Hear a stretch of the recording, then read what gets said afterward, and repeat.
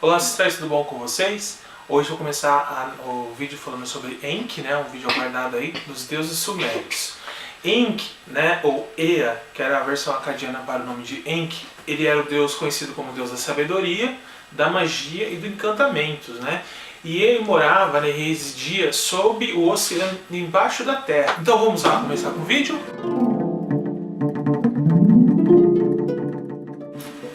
Bom, vou começar falando sobre as funções de Enki, né? Qual que eram as funções de Enki? Enki, ele tinha muitos atributos e funções. Uma delas, ele era conhecido como Senhor de Abizu.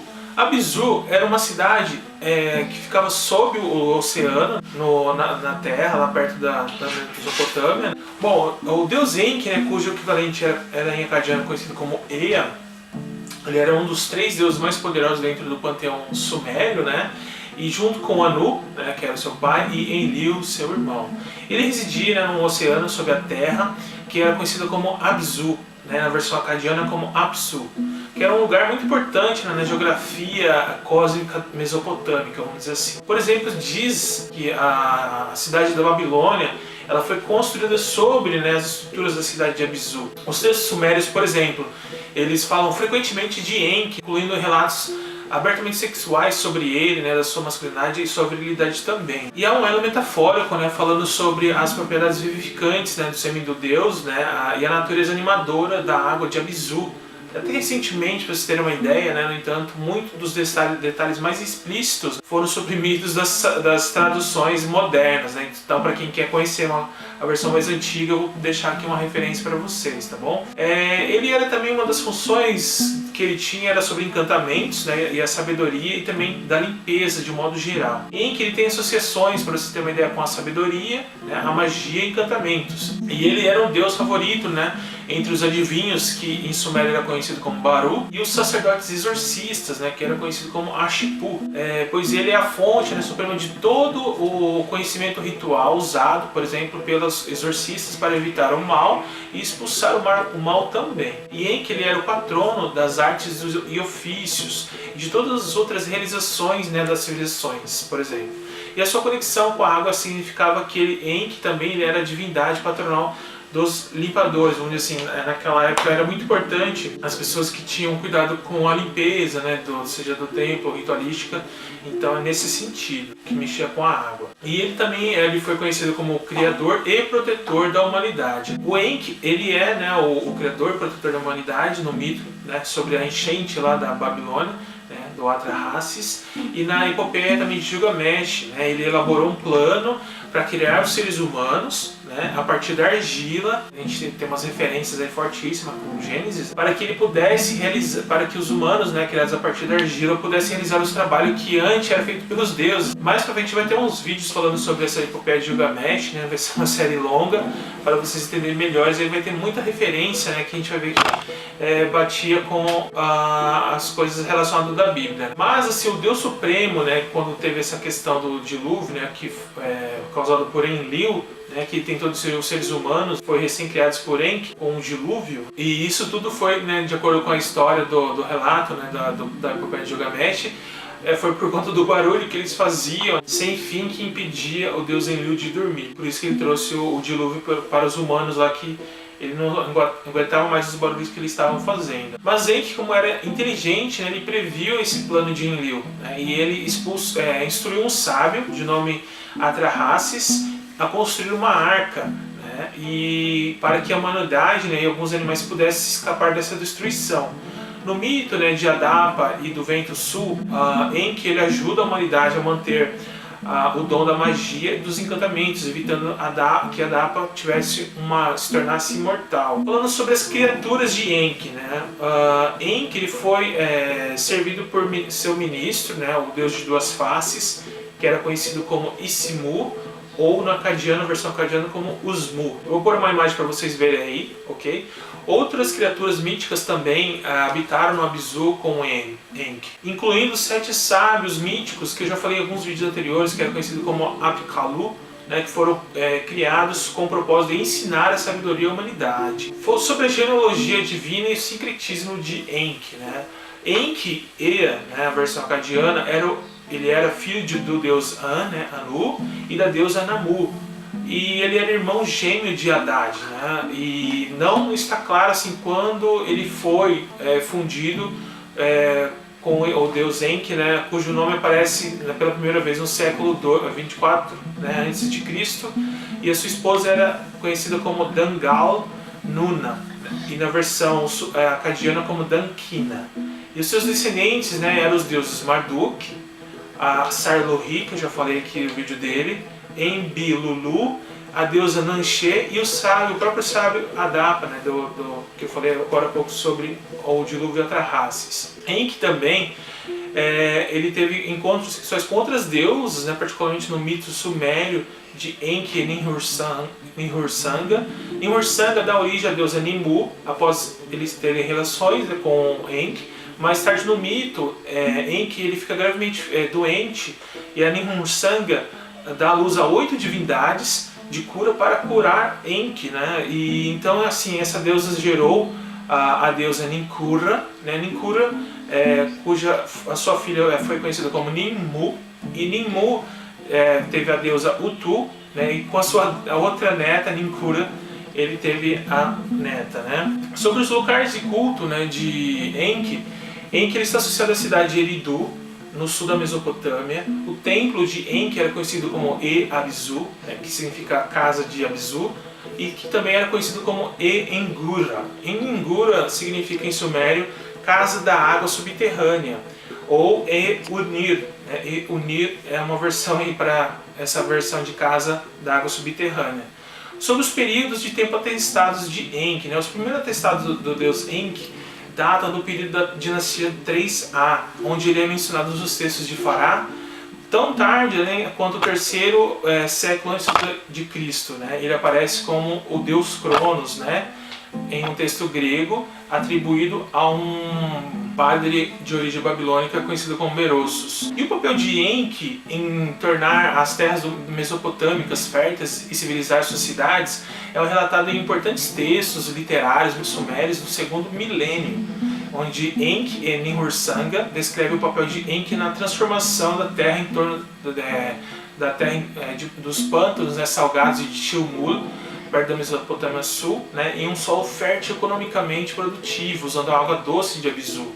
No outro conto de Enki e Inanna, né, fala da luta pelo poder entre os dois, entre Enki e Inanna, onde Inanna, né, fala de eles tiveram uma luta pelo poder, e a deusa ela era conhecida como a deusa do sexo e da guerra, né, onde Inanna deixa Enki bêbado para roubar, né, os poderes da civilização dele, né? Bom, o papel de Enki, né, como criador do mundo é descrito que em Enki, né, no epiteto de Enki, na ordem mundial, e o seu aspecto criador se torna cada vez mais proeminente na literatura posterior, né, que era um fenômeno que era conhecido como a marginalização das deusas. Mais tarde, no segundo milênio, né, rituais e orações para prevenir, né, e remover o mal, frequentemente invocavam Enki, né, Shamash e Marduk como um grupo de deuses de proteção contra o mal, né. Enki geralmente fornecia o feitiço, Marduk supervisionava sua implementação e Shamash fornecia a purificação. Enki também ele apresenta centralmente uma série de casas de banho reais, né? Rituais que visavam restaurar a pureza do rei após eventos celestes agourentos, né? Que, para quem não sabe, né, o zodíaco, como a gente conhece hoje, prevém dos sumérios, tá? Eu vou criar uma série sobre... Estou construindo, né, uma série sobre o zodíaco, essa questão que nós temos sobre signos, que origem lá dos sumérios, né? Então eles se baseavam muito as vidas deles, né, e dos rituais e dos reis de acordo com os eventos celestes, ok?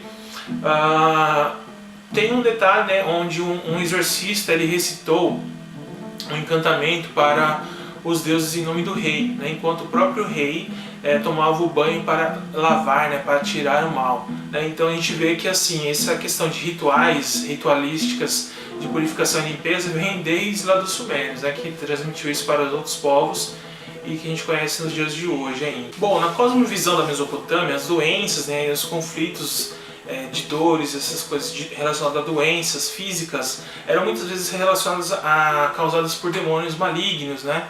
Não que eles tinham esse conceito que a gente tem hoje, ocidentalmente falando, sobre demônios, né? Mas eram causados por seres malignos ou até mesmo por algum descontentamento divino, né? Que assolavam os humanos. Como Enki, ele era o mestre, né, do conhecimento ritual e dos exorcistas, né?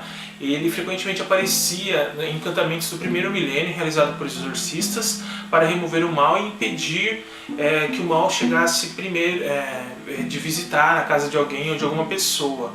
Em uma oração neo-assíria, por exemplo, contra o mal causado na cidade conhecida como Ruzirina, um homem, né, chamado Banitu Teresh pede a Enki para remover o mal, né, das condições sinistras e sinais ruins e desfavoráveis que estão presentes na sua casa, e ele está constantemente aterrorizado do que vai acontecer. As orações, né, para sucessos em enviações e proteções de reis também invocavam Enki. Falando sobre a iconografia de Enki. Enki, ele é retratado na arte mesopotâmica como um deus barbudo, que usa uma touca com 2 chifres, né, com chifres saindo da touca, e uma longa túnica. Nos selos cilíndricos, muitas vezes o visualizava cercado por uma corrente fluente de águas com peixes nadando dentro, que era uma representação das águas subterrâneas de Abisu. Em outros descrevem dentro da sua casa subaquática, né, no Abisu, ou no seu santuário que era conhecido como E-Abisu, como eu disse anteriormente, que significa casa de Abisu. Os relevos da parede, né, dos templos de Ninurta, por exemplo, na cidade neo-assíria conhecida como Kalhu, mostram figuras camufladas na pele de um peixe, né, que foram, vamos dizer assim, erroneamente, né, atribuídas como representações de Enki, né, durante o início do século XX. Essas imagens realmente representavam, na verdade, os sábios Apkallu, que foi criado por Enki, que moravam em Abisu com Enki, e que às vezes tomavam uma forma meio homem, meio peixe, né? Então, na verdade, essas formas, vamos dizer assim, esses sereios, né, seriam os sábios Apkallu e não propriamente o Enki, ok? Os símbolos de Enki incluíam, por exemplo, o cetro curvo, né, com uma cabeça de carneiro, um peixe cabra, né, e também ele era associado com uma tartaruga. O poema sumério, por exemplo, de Ninurta e a tartaruga, descreve Enki como Enki criou uma tartaruga do barro, né, da argila de Abisu, para ajudar a recuperar um tablete, né, roubado, que era o conhecido como o tablete dos destinos, continha lá os destinos, que controlava o futuro da humanidade. Na verdade, esse tablete ele foi roubado por um demônio maligno conhecido como Anzu, né, mas o herói Ninurta recuperou de volta, né, para Enki. Ninurta, no entanto, ele decidiu guardá-lo para si, no caso, né, nas histórias que nós temos aí, mas o herói Ninurta conseguiu resgatar esse tablete, mas guardou para si em vez de devolver para Enki, né. No entanto, sempre especificar Enki, né, ele era muito sábio, ele frustrou as ambições de Ninurta e arrastou o herói super ambicioso, né, contra ele, né? Embora essa história esteja assim, vamos dizer, incompleta, presumir-se, né, que a tabinha foi devolvida a Enki, né, e Ninurta aprendeu uma valiosa lição, né, sobre a natureza corrupta do poder, né, e que era meio impossível de enganar um deus da sabedoria, né.